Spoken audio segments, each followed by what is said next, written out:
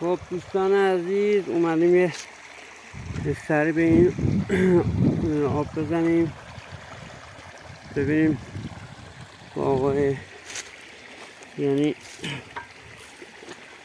درختای انگور ما خوردن یا اینکه نخوردن.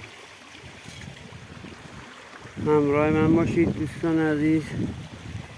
همینطوری هم که نگاه میکنید ببری و چشم آبی هم همراه من اومدن. ببری چشم آبی بودو بیا، بودو بیا خوشگلای من.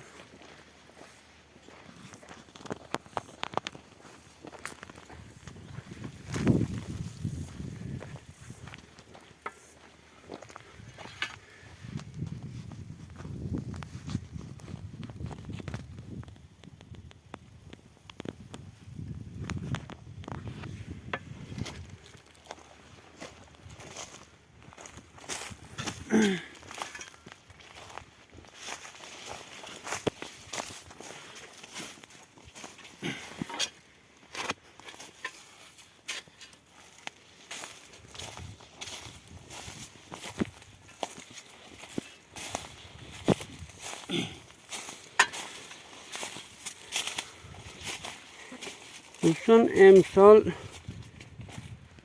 به شدت یعنی شدیداً سرما خسارت بزرگی رو به باغدارا وارد کرد که واقعا نگاه میکنی اصلا انگوری اصلا نداره. این درختای انگور ما انگوری اصلا نداره. واقعا سرما نابود کرد. کشاورزا کلا ضرر کردن با این سرما نابود کرد.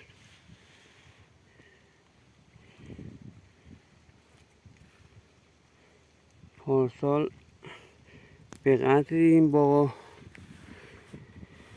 انگور داشتن که اصلا حد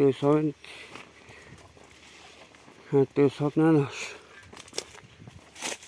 ولی متاسفانه امسال سرما نابود کرد، باغا رو نابود کرد.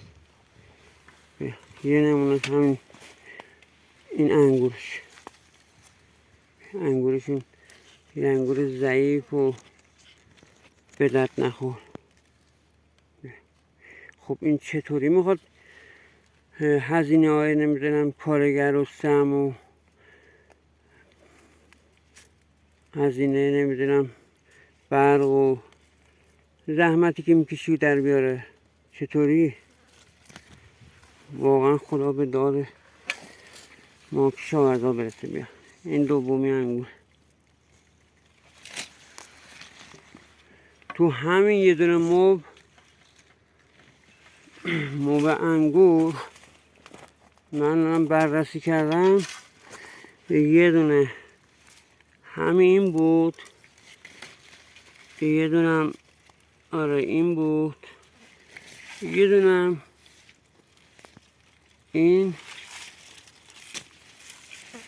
دیگه. حکومت انگوری روی یه دونه موب اصلا بررسی کردن ندیدم به غیر این سه تا دونه که سه تاشم یه دونه هم نمیشه.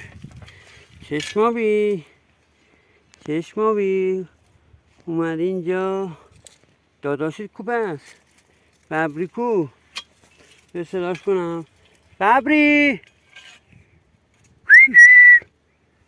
بیا. تفلکی اینم